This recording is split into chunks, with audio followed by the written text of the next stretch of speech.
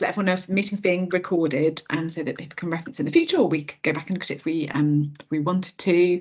Obviously, people are welcome to keep their cameras on, but obviously be mindful if you have got your camera on about what you're doing when you have your camera on, in terms of wandering around your location. And similarly, if people want to put their hands up and put questions in the chat, there's a few of us here who will be looking at that, and we'll do our best to answer those questions. So this meeting has come about recognising where we are from a Lynch syndrome perspective, and the need for education and awareness around this, as well as some change in practice.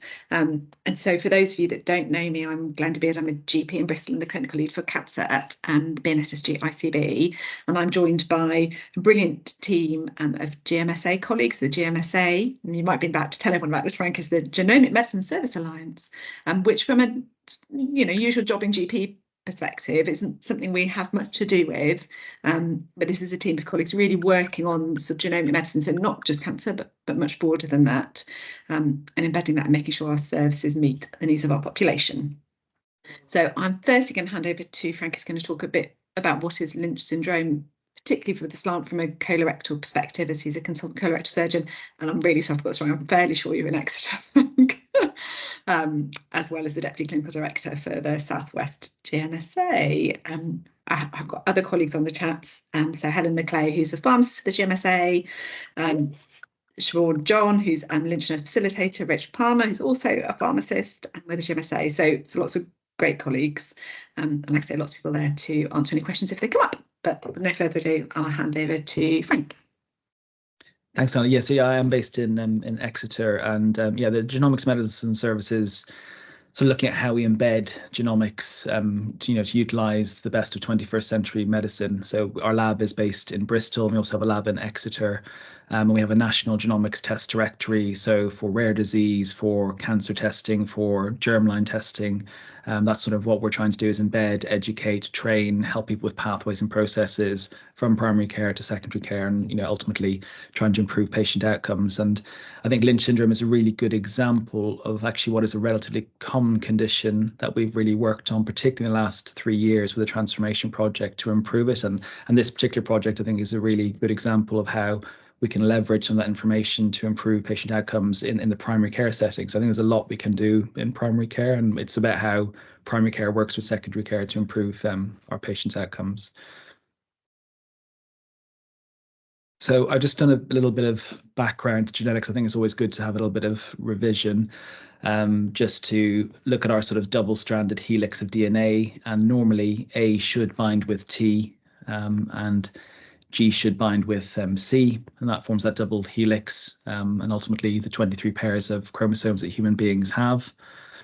An important concept I think is always worthwhile revising is that you have germline, also known as constitutional variants. So variant is the other name for mutations, and somatic. So if I'm getting a 2-week wait referral from you with bleeding and I do a colonoscopy, identify my colorectal cancer, and I take some biopsies from it, we do genetic testing on that biopsy. And then in that situation, we're looking at somatic changes within the tumor itself. It doesn't necessarily mean that any changes we identified in the tumor are in all the cells of the body, which is what we see when someone has a germline or a constitutional variant. And to test for that, we need to do a blood test or a buccal swab to identify that. And that's an important concept in cancer management and for Lynch syndrome.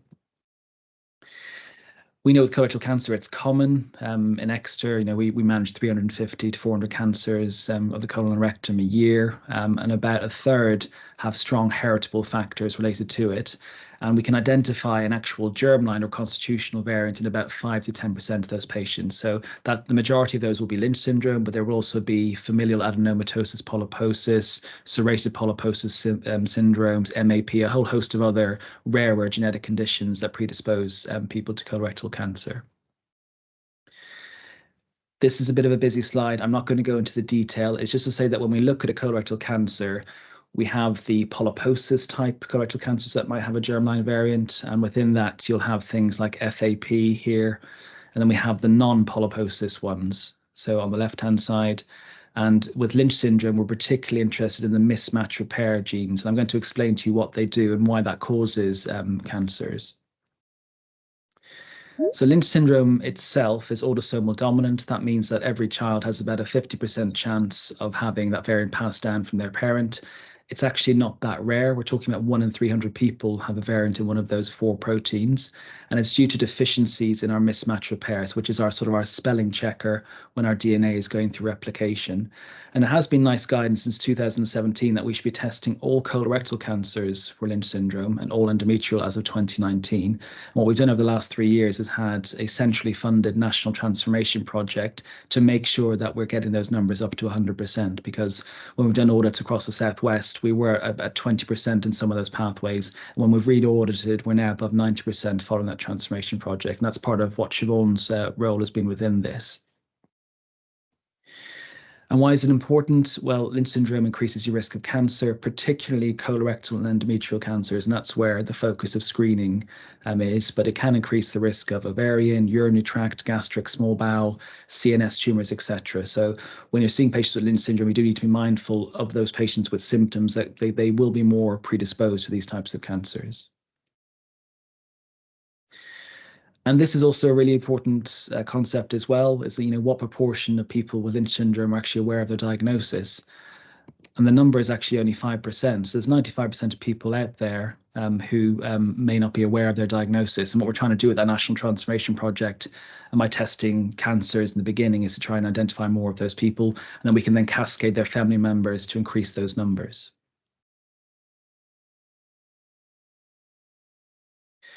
This is a cartoon just to sort of demonstrate why Lynch syndrome increases your cancer risk. So normally, as we saw in my first slide, A should be binding with T and G should be binding with C. So here you can see a mistake has been made when DNA replication is happening. So DNA polymerase sort of puts those strands together. What happens is a complex of 4 proteins, so the ones that we looked at before, so MSH2, MSH6, MLH1, and PMS2, those 4 proteins basically stick together, identify the mistake, they remove the inappropriate base, and that means that DNA polymerase can then come along, put the appropriate base in, DNA replication carries on, and everything should be normal. So you can imagine if one of those 4 proteins isn't working effectively, that complex doesn't happen effectively, and you get single nucleotide variants, so where there's a single change related to one of those bases. And if you accrue enough of those mutations, enough of those variants, and that happens for a tumor suppressor gene, for example, you can see how that will increase your cancer risk. We have 2 main testing strategies. So we have immunohistochemistry. We're looking for microsatellite instability. I'm going to explain what those 2 do. So when we're looking at immunohistochemistry, we're looking for protein expression. So we've taken our biopsy at our colonoscopy or endometrial biopsy, and we then use stains to look for those 4 proteins. So you can see on the left-hand side is what it should look like. So you get this sort of browny color where they've stained really nicely for the MSH2 and MSH6 proteins. And on the right-hand side, in a patient that may have Lynch syndrome, because we haven't done a germline test yet, but you can see they don't have any of that brown staining. So this patient is lacking MSH2 and MSH6. And this is the sort of patient that we'd be referring to Siobhan to now have a mainstream germline conversation about having a germline test for Lynch syndrome. So we're now trying to remove this from totally being in clinical genetics form to colleagues like Siobhan seeing these patients as part of the cancer pathway to speed up the time to getting that diagnosis. These tumors exhibit microsatellite instability. I will explain that concept on the next slide. And there's lots and lots of mutations. So they've got high tumor mutational burden because there's so many spelling mistakes being made in that DNA. And that's important for us because of the amount of mutations they have. It means that they can respond to treatments like immunotherapy. And that's really changing the paradigm in the way in which we treat colorectal and other cancers. So microsatellites, we all have them in our genome. So we've got 3 billion bases in our genome, and we all have these microsatellites, which are repeats of DNA. So for example, the base A in T repeated 100 times. So every time your DNA replicates, those 100 ATs will be replicated and copied onto the next cell. So it's entirely normal. We all have them. If you have Lynch syndrome and your mismatch repair isn't working properly, those microsatellites are not copied properly, so they get shortened or they get lengthened. They can be lengthened thousands of times, and we can do a test to basically look for those. So In this one here, you can see what a normal sort of peak, and in this one, there's additional peaks here. So this tumor has microsatellite instability. So the lab will report to us from Bristol to say this tumor is MSI high, which means microsatellite instability high. And these are the patients that may need also to have a germline test to see if they've got Lynch syndrome. Again, back to this concept of somatic and germline. So the second slide next is really important because we sometimes see deficient mismatch repair in the tumor alone, and sometimes they have it in the tumor and they also have a germline defect and have Lynch syndrome. However, both tumors respond to immunotherapy. So that's a really important concept for us. And this is real interest because we've now got, evolving evidence about the use of immunotherapy in Lynch syndrome. So this study looked at 12 patients with rectal cancer, all of whom had deficient mismatch repair tumors, and they were all treated with immunotherapy with a view to then having surgery afterwards. However, if we look at the pictures here, so you've got baseline pictures at 3 months and at 6 months. You've got endoscopic pictures, MRI scan, and PET CT. So you can see this horrible tumor here, which is a deficient mismatch repair tumor. After 3 months and 6 months, it's completely melted away. And you'll have to trust me at the MRI scan here, you can see that thickened bit of rectum, and that's now melted away. And on the PET CT scan, a very avid tumor here at baseline. And then again, that avidity is all completely gone. So it's completely melted away. And although these patients were going to have surgery, they've actually elected not to do that because they couldn't see any residual tumor, and they're now being kept under really close observation. This has also been seen in the Niche 2 study. Again, deficient mismatch repair tumors with non-metastatic colorectal cancer. They were all given dual immunotherapy treatment. You don't need to look into lots of the detail, but the last bit here, out of 107 patients, when they had their operation, 95% had major pathological response, so all their tumors had shrunk right down, and in 67%, there was no tumor at all in the specimen. So it's beginning to change how we might treat colorectal cancers in the future, but currently in NHS England, we're only using this in the metastatic setting, but that's going to change in the future. So it's always important just to go back to a patient story. So this is a patient of mine, 36 years old, a 2-week wait referral with rectal bleeding, very strong family history, as you can see listed there, and she was known to have Lynch syndrome. She had a colonoscopy showing this sort of nasty polyp in the distal transverse colon.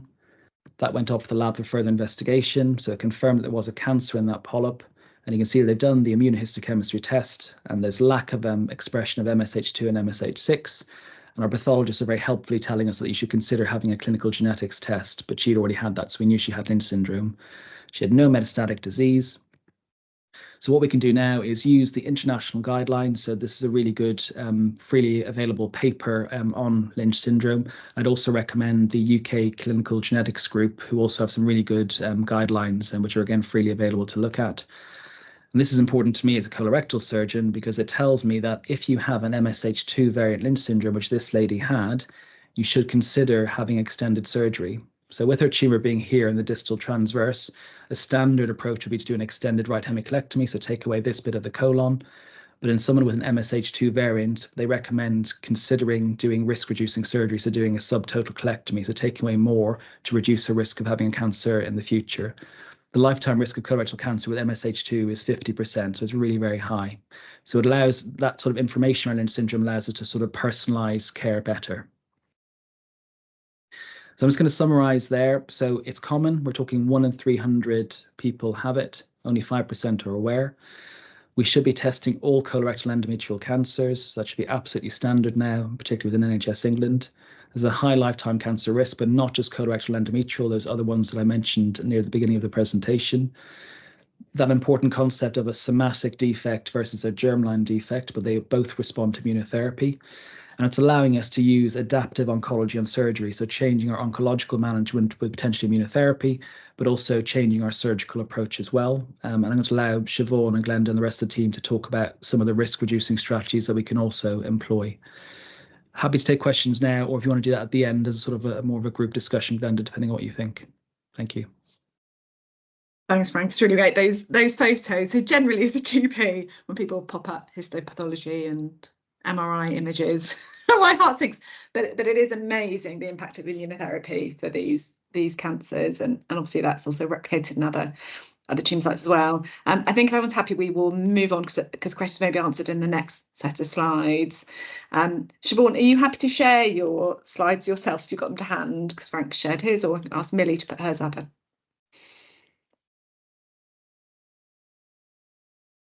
which one does I it was look like?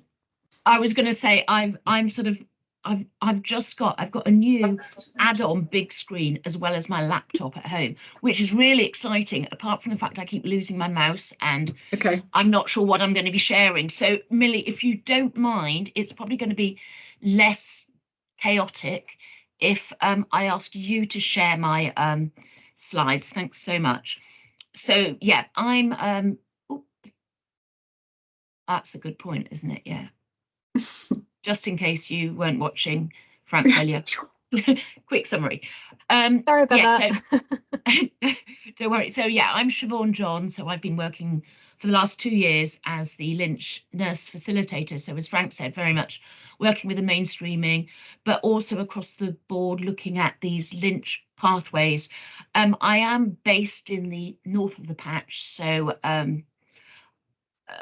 I don't think I recognise many of your names, but I've been working with Glenda, and I'm around Bristol an awful lot. So just moving on to my next slide, which I think there's absolutely no harm in everyone noticing that Frank showed this slide as well. I think it just really shows. So I'm going to be looking very much at what are the guidelines, how do we surveil these patients who've got Lynch, and we're all working to these European guidelines, as Frank had mentioned, and I'm going to go into them in much more detail. But Millie, if we just go to the next slide.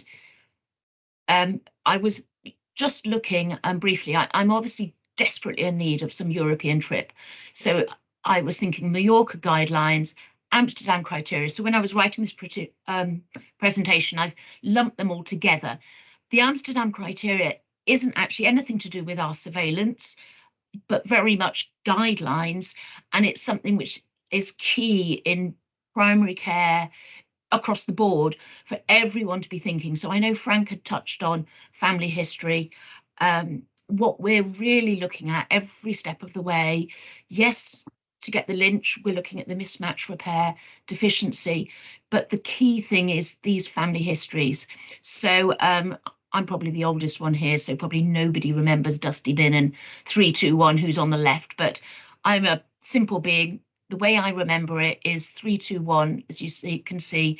The modified Amsterdam criteria is now looking at 3 or more relatives with a Lynch-related cancer. So I know Frank had mentioned previously in the first format, it was just for colorectal cancers, but we're now sort of recognising any of these cancers, but we're looking at in a family history 3 relatives, one of whom needs to be a first-degree relative of the other 2.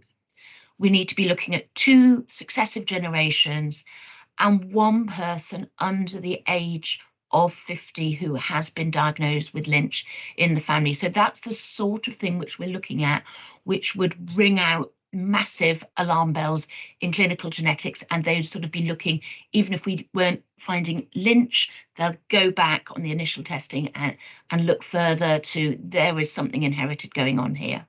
So yeah, if we just move back to the surveillance bit, so on the next slide, Millie.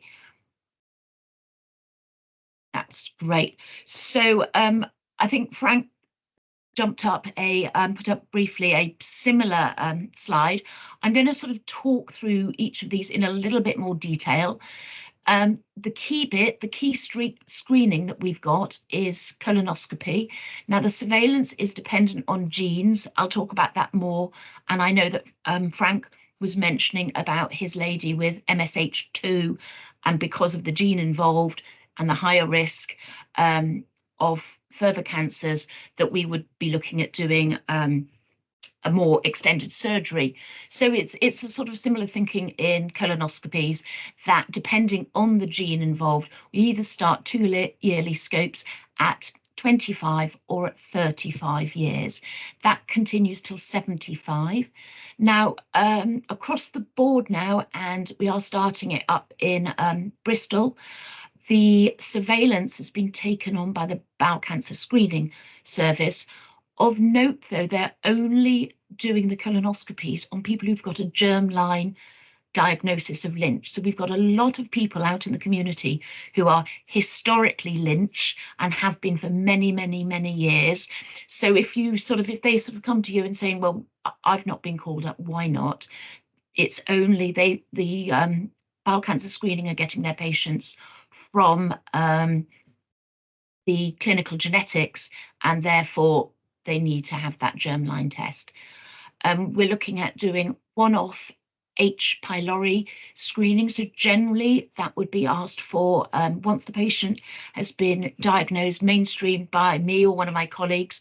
We refer them all into clinical genetics, where they'll be seen, and then clinical genetics will write a letter to the GP outlining all of these things here, and would then generally be asking for a one-off H. pylori.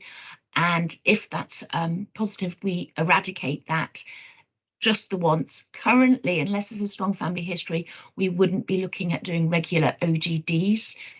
From the cervical point of view, yes, everybody still needs their cervical screening and everything, but ovarian, endometrial, there's no agreed surveillance in terms of CA125s, ultrasounds at the moment for gynae, but watch this space. We are looking at, again, gene dependent. The risk of endometrial cancers, that's the second most common cancer.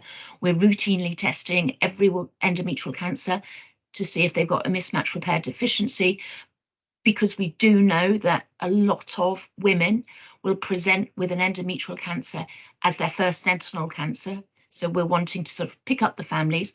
But for the women who haven't presented with an endometrial cancer, we would be looking at offering them a hysterectomy. However, of note, the risk of developing an endometrial cancer doesn't start going up until you're well in your 40s. So we generally would look at a gynae referral once they've completed their family, and that's perfectly safe. We've got HRT there as well, which would be recommended if they've had an early hysterectomy. Aspirin, we're going to be talking about more, and I'll come back to that. The research studies, I'm going to look at more. I think cancer management, Frank has already touched on. The surgical management, as he said, of the colon cancers, the immunotherapies which are coming in, and the traditional 5FU chemotherapies that we've used for donkey's years for our colorectal cancers. We're starting to see, especially with the stage 2, this is an old 5-year-old chart that we've got here, still termed Dukes B then, but we're tending not to, so the lower risk cancers, if we know they're mismatch repair deficient, we're not giving them the 5FU chemotherapies as much as we did, because we know it doesn't actually work with them as well. And then the cascade testing, so the family that we're looking at, that again will be done in clinical genetics still. That's not at the moment a mainstreaming service that we're able to offer, but following a patient being seen in clinical genetics, they will, to whom it may concern letters will be sent out to patients. So they may well be coming to clinical, their GP coming to see you guys to say, I've had this letter, and they then need to be referred back into clinical genetics themselves. Can we just move on to the next slide? Thank you so much. So this, again, really briefly, it's just completely supporting what Frank said. At the moment, we've only got immunotherapy in the metastatic setting. However, just looking at this increased survival rate that you can see when they've had the pembrolizumab, so the immunotherapy, as opposed to just the chemotherapy, we're looking at 50% survival for many, many months. And it really is a case of watch this space. These cancers really do respond to the immunotherapies, those targeted treatment options, and that will be changing very soon. We'll be seeing it up front, I'm sure. So just the next slide. That's great. So this is sort of talking very similar. Most of this I've touched on before, just emphasizing it again. So it's the MLH1, the MSH2 cancers that we start the colonoscopies early at 25. Those are the ones that I sort of think of as the bad Lynch cancers. So any of these genes, it's all called Lynch, but it's really important to sort of take a note of which gene is it, and the corresponding cancer risks really, really do change, and therefore the treatment options, when they should have a hysterectomy, if they need an oophorectomy, should we be doing adaptive surgery, very much depends on the gene involved. So the aspirin, we know, and I know we're going to be talking about the leaflet shortly, but the low dose of aspirin can reduce the chance of these people getting a colorectal cancer by up to 50%. So it's massive. That's why we're looking at the aspirin doses and things. I mentioned the H. pylori earlier. If we eradicate H. pylori, we can reduce the chances of them getting a gastric cancer by up to 50%. And it's, sorry, I've just seen, sorry, the message just disappeared. I think it said if it's negative, that's fine, just carry on. So we only eradicate it once. And also, obviously, you're not going to be wanting to start someone on aspirin if they've got, it's going to increase the risks of GI bleeds. So we want to eradicate as much as possible beforehand. If we can just move on to the next slide. So yeah, just wanted to mention briefly other ways of managing these cancer risks. We've got two trials which are open at the moment for people with a family history of either a prostate cancer or pancreatic cancers, and those are offering screening surveillance as part of the study. So Bristol is one of the recruitment areas. So for Europac, in fact, I've had patients accepted who haven't actually had a pancreatic history, family history of cancer. It was actually a biliary cancer, but apparently historically we were notoriously bad at identifying whether these HPB cancers were biliary or pancreatic. So they were very, very flexible about taking these patients on, which for me, I'm really pleased about, that we've got lots that we can do about colorectal, and we can do hysterectomies for the endometrial cancers, but actually the families who are going, yeah, but I'm worried about my mum who died of a pancreatic cancer, age 35, there's very little, that's a bad news cancer. And you're telling me you can't actually survey me or keep an eye or do anything, when now we can. And similar to the prostate. Obviously, if you've got a cancer predisposition syndrome, the importance of healthy living, not being overweight, that has been shown to be a major risk factor for developing cancer, especially in Lynch. Those are all really even more important than for anyone else. But also resistant starch, so the green bananas. We always say green bananas. Apparently, it's not the horrible bright yellow ones with black. So normally, the day you buy your bananas, they're fine. They've got the resistant starch in. They are really good. Studies are showing at reducing the risks of non-colorectal cancers. And again, MSH2, you mentioned earlier, is one of the bad Lynch genes. There is more and more evidence sort of showing that these people are really at risk of skin cancers as well. So just to be aware, these patients coming in, if they've got something funny on their skin, take it more seriously. So if we just move on, I think we're nearly there. So again, I've talked about the different gene risks. So you can see the two high risk cancers, colorectal and endometrial, but PMS2 is the one that the cancer risks are not nearly as high. You can see it really, really is a gene dependent syndrome, although they're all called Lynch. So yeah, if we just move on. Oh, So most of this I've touched on already. As these people are coming in, what are you thinking? H. pylori, aspirin daily, always think of which genes, hysterectomies, get them on HRT, unless they've had a breast cancer, they still need their smears. We've got the studies. A lot of people go, oh my goodness, why would I want to know?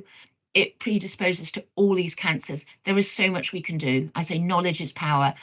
These are also links to, there's lots of patient support information out there. So I think that is my last slide now. Unless, am I going straight on to this, or I can't remember, Helen? Am I, should I just, I know I had 5 minutes. Do you want me just to go straight on, Helen? It's up to Glenda. Glenda, can she go on? And yeah, that's fine. Go on. Yeah. So this was another thing. I can't. Can you go back a slide? I can't even remember. I think this is resources, basically, just in general. Yes, it is. So I was just wanting to look. I've just said there's lots of resources out there. So just going on to that next slide, the first thing I was wanting to look at is professional resources out there. There are several links here. I've just published a CPD. It's a nursing CPD, but it would be relevant for any healthcare professionals. There's a focus on Lynch, but just what do we need to be thinking about? How do we go about having genomic conversations with all of our patients, supporting them, helping patients to understand it's not just the diagnosis of cancer, it's what's going on at a genomic level is what is important. We've got Health Education England on the right hand side. Lynch syndrome is just a simple fact sheet, just to have a quick look at, print it out. It's really good, easy to look at. And we've got several online trainings. The RM Partners training, which came out, was widely available with the Lynch Transformation Project. That's going to be parked shortly on the Macmillan website. But that involves 6 short videos, 5 or 6, though each video is about 3-4 minutes long, literally. There's a section specifically for primary care to have a look at, just to sort of visually teach you more, show you more, remind you more what's out there and why we need to do it, what are we doing and why. So just moving on again. So there, yeah, looking at patient resources. I've said about the aspirin. If you haven't seen it, there's the link. NICE have put out a guidance explaining more about why clinical genetics are advising that people have aspirin, about the CAP3 study that we are still waiting to be published, hopefully end of the year, which will give absolute guidance on what aspirin for how long, etc., etc. But as I said, that's what we're going to be talking about, what we've provided for you in the interim. Patient resources, we've also got the RM, the Royal Marsden Beginner's Guide to Lynch. It says beginners, it's actually about 50 pages. It's only a small document, but I would almost say that could be a professional resource as well if you wanted to read up in a basic, easy to understand way. But that is for your patient who's wanting to know a lot, or you'll find your patients will be coming in with this beginner's guide. That's where they get a lot of their information from. So just moving on quickly. So yeah, the last thing is the main charities, as I said. So Lynch Syndrome UK, actually, if a patient contacts them, they will automatically send them a hard copy of the Marsden Beginner's Guide for Lynch. They've also got a really, really active Facebook group. They're always talking, supporting everyone through colonoscopies, what prep. Apparently, if you're having your colonoscopy, I'd imagine this is for any colonoscopy, if you dilute the prep with Coke, it's much more palatable. So I've learned that from the Facebook Messenger group, but there's a lot of peer support and things. So you might well be seeing patients coming in saying things about that, or you know, you can guide patients there themselves. The Eve appeal I really like. So the Eve appeal is the 5 most common women's cancers, but they've actually, obviously, because ovarian, endometrial are both women's cancers, they've produced a really good leaflet. There's an easy read version. So if you just literally just Google it, but it gives a good insight on a sort of more basic level to the Marsden guide on what is Lynch, what are the different cancers, what do I need to be looking out for? So those are the main areas that I would go to. And I'm not sure if is that the last slide or if I got any more? Of course, just briefly, my Sunrise app. This is a patient companion app that came out from Peninsula originally as a cancer companion, but our GMSA have sort of funded the development of a Lynch syndrome pathway, and that is available for all patients or professionals in the whole of the area. So you can download the app. It says what area are you in, and all of the swag region is noted. So you can say Bristol, Bath, Yeovil, wherever. And then it takes you through to this app. So any patients who's been diagnosed now, I am sort of recommending to the nurses and things that they get the patients to download this app, which includes video, just a bit more a visual on their phone, understanding of what's Lynch, all of the surveillance I've talked through. What do we recommend? Where do I go for advice? And we're actually hoping to sort of develop a phase 2, which will include alerts for the patient for, have you seen your gynecologist? You're 45 now. Have you, are you still on aspirin? Do you need a review? Have you had your colonoscopy? So all sorts of reminders for sort of empowering the patients, and so that they can sort of go and see you guys to go, this is what I've been advised, what do you think? So we're excited about the development of this, which is just starting. Now, I think I've got one more slide, which is the aims of it, which I've just told you about, so we can skip. So I honestly do think that's it all now. Thanks so much. And as you said with Frank, any questions probably at the end, but I will have a look through the chat now. Thank you. Thank you, Siobhan, for that oversight. It's really, really helpful. So I am Millie. I'm going to just take over sharing and do it my way. I think will probably be easier for me as well. If that is okay with everybody, and then you realise you have 4,000 windows up. Slightly more complicated than you thought. Here we go. Is that playing properly? Someone could shout. Yeah, that's showing. Bill, so thanks again for everyone staying to this point and through the presentation. So it was really just to bring us back to our sort of population and BNSSG and think, what could we be doing differently? How could we be better supporting our patients? The challenge has already been articulated in terms of, this is a condition with a high prevalence, and lots of people don't know they have a diagnosis of this. From a primary care perspective, on our records, the sort of our knowledge of our patients' family history, often patients' own knowledge of their family history is limited or unclear. There are challenges with accessing clinical genetics, which is a work in progress.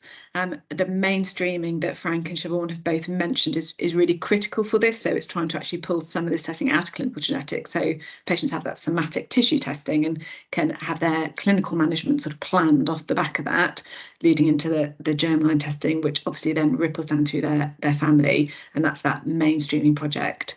So one of the challenges that's really well articulated is the accuracy of our primary care records. So Adam Chambers, who is a colorectal ST 4000, had done a piece of work with a practice in South Bristol and a GP trainee looking at the coding of patients with Lynch. I'd hoped to get that for today, but haven't been able to, unfortunately. But that sort of showed that some patients actually had a diagnosis of Lynch, codes were on the records, and they didn't have Lynch. They had a family history of Lynch, and other patients did have Lynch, and that diagnosis was missing. So we know there is a challenge around that coding within primary care, as well as accurate coding of family history. And there is a national piece of work looking at that. And the coding of genomics results. But as a system, we are hoping to do some work around this potentially using our ICB pharmacists to look at actually the patients that are coded in primary care and the accuracy of that diagnosis and mapping that to the lists that the clinical genetics service holds. There is this question of whole person care, which is something that is obviously close to our hearts within primary care, that we are looking at that whole person. You know, does that person understand that diagnosis, understand all the aspects of that diagnosis? Do we as clinicians understand actually the significant increased risk of cancer that patients with Lynch hold? The importance of that risk reduction, be that surgery, be that aspirin that we're going to talk a bit about. So this is a busy slide. I love a busy slide about what should be happening. Again, this is touching on what Siobhan has already said. You know, losing weight. So, you know, we spend a lot of time talking about weight, don't we, in primary care? Unfortunately, our weight management services in BNSSG are limited. There's been some interesting stuff done in other areas of the country where weight management has been made a real priority by local councils and the impact that has had. But we know patients who are obese, you know, that doubles that sort of risk of early onset colorectal cancer for those individuals. Obviously, if people smoke, again, with Lynch, have an early onset, and that dietary advice around fibre, really important. H. pylori, test and treat at point of diagnosis. And thank you, Max, for putting in the chat. Do we retest these patients? There isn't any guidance about that. That might change because we know that significantly increases risk of upper GI cancer, but that data isn't there yet. And aspirin that we're going to come on and talk a bit about, and obviously the secondary care aspect that has already been covered. So Marit is here. Marit, I'm not going to fill you in because I know that you've had an appointment today and you might not be in a fit state to be pulled in. But if you are, please jump in. But yeah, well, I can explain this. Okay, perfect. Don't put the camera on because I'm straight from the dentist and one side of the face is drooping. So we've leaved a nice photo. So yes, courtside surgery, 15,000 patients. So potentially there should be about 49 to 52 patients with Lynch syndrome, depending on the prevalence. But only 4 patients had that diagnosis. So that's about 8%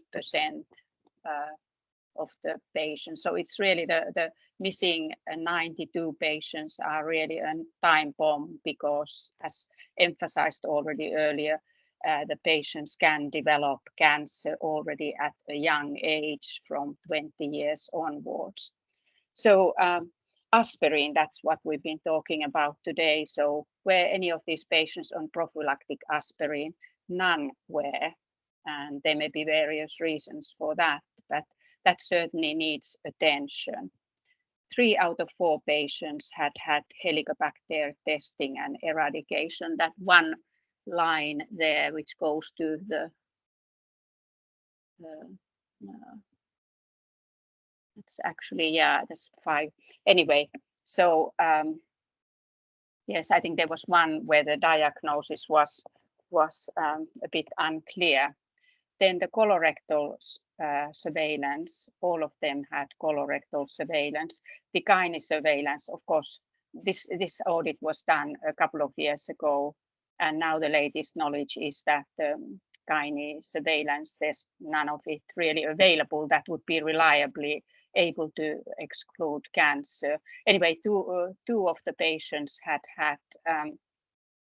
endometrial cancer, so they were not really in need for gynae surveillance. And then one of the patients was a man. One patient had ultrasound scans, but yes, as mentioned, that's not really recommended as it's not reliable. So there's particularly looking at that aspirin, I think that's a good place to start, and there's need for improvement. Thanks. Thank you, Marit, for jumping in. So what can we do? And I guess this is the ask for primary care and for our system. And I'm not at the point of launching these projects yet. We're trying to get some funding from us where Cancer Alliance support this, but again, working with our ICB workforce as well. So that sort of question mark about sort of coding and current care. So similar to the audit that Marit did in terms of pulling those patients, actually, are they coded? Are the records accurate? What are they receiving? Obviously, that's a great kind of really well-defined project for GP training. This is not big numbers we're talking about in terms of doing that search. Checking if tested for H. pylori and treating where appropriate. And this focus that has been flagged around aspirin, because actually this is really impactful and can reduce the risk of these individuals developing colorectal cancer by about 50%. So we've already mentioned the sort of CAP2 study, which is this evidence that's referenced there, and the CAP3 study that should be reporting later this year, advising us really on that optimal dose of aspirin. The evidence base is treatment for a minimum of 2 years. We don't know what age that is best to be offered, and with evidence of benefit up to 5 years of treatment. And so what we've done as a team is look at the guidance that is out there from NHS England. We've been in contact with Kevin Monaghan, who's a gastro consultant and the lead at St Mark's Centre for Familial Intestinal Cancer, to get his sort of guidance on what they're offering from there. And we have come up with this guidance, which is in a sort of FAQ document and will go on to Remedy. The information on Remedy at the moment around Lynch is incomplete, and Adam Chambers is working on developing that guidance, and we'll hopefully get that live soon, and this guidance will sit alongside it. And so I haven't put all the guidance onto a slide deck. It's not terribly helpful to do so, but it's just that flow chart to flag through. So we've already mentioned in terms of the colorectal cancer surveillance and the offer of colonoscopy that goes on to the age of 75. In terms of aspirin, we're looking at that age range from 18 up to 65.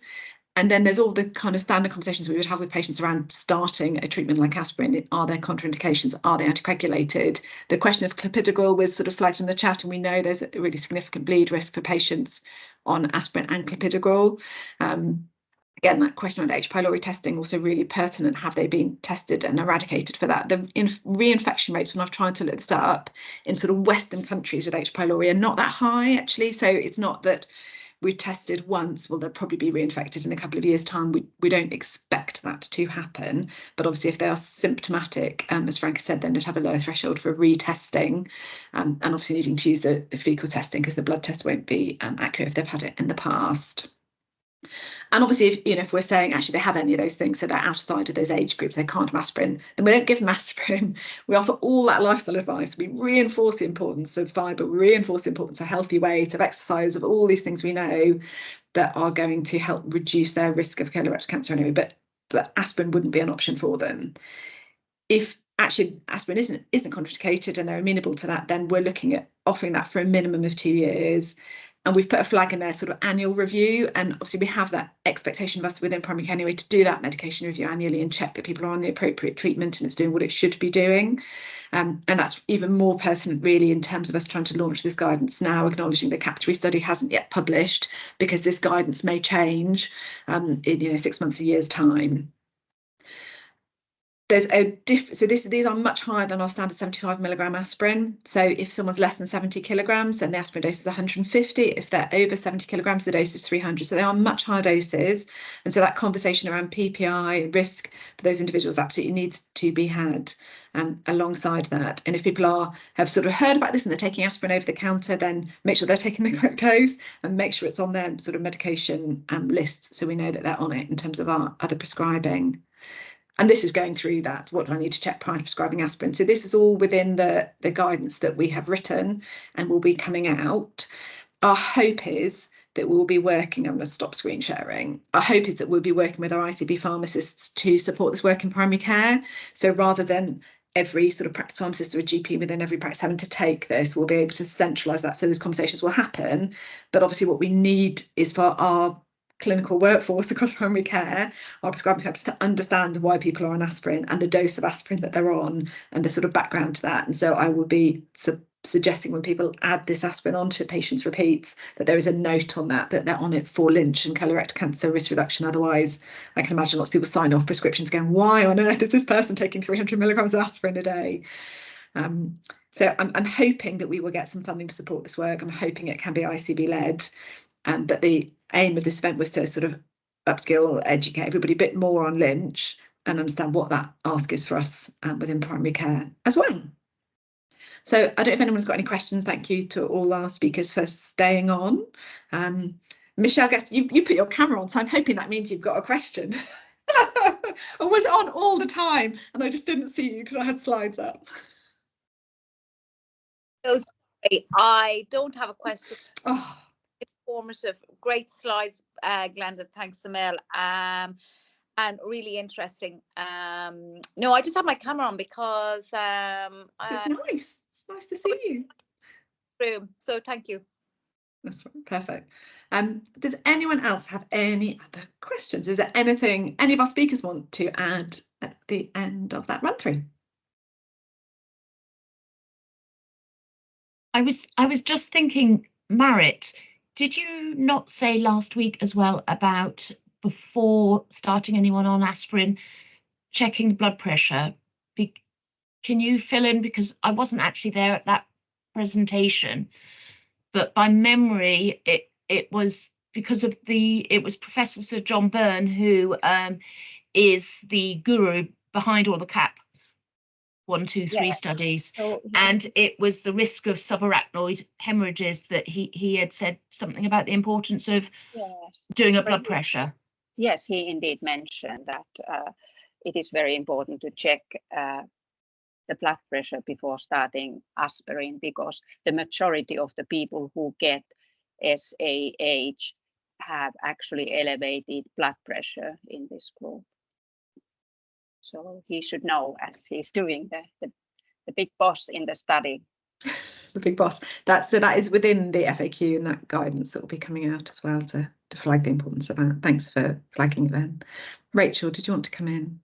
Yeah, just add that at the conference as well, Marie mentioned that once the results of the CAP3 study are available, they're aiming to get the dose of aspirin for Lynch into the BNF, which I think will be really, really helpful for everybody to have it in kind of the place that everyone consults for that kind of information. So we're not quite there yet, but that's something that's coming hopefully in the next year or so. Perfect, thank you. At the moment on the formula, aspirin isn't listed from the perspective of Lynch. It's also apparently not listed from the perspective of preeclampsia and other things as well. So there is a bit of work happening around that, but our meds management team are on board with sorting that. Great, well, thank you very much for everyone for coming and for your time today. Thank you to all our speakers for all the work that's gone into this. Otherwise, if no one has anything else they want to raise, I will close this meeting now. Let everyone get on with their days. Thank you very much.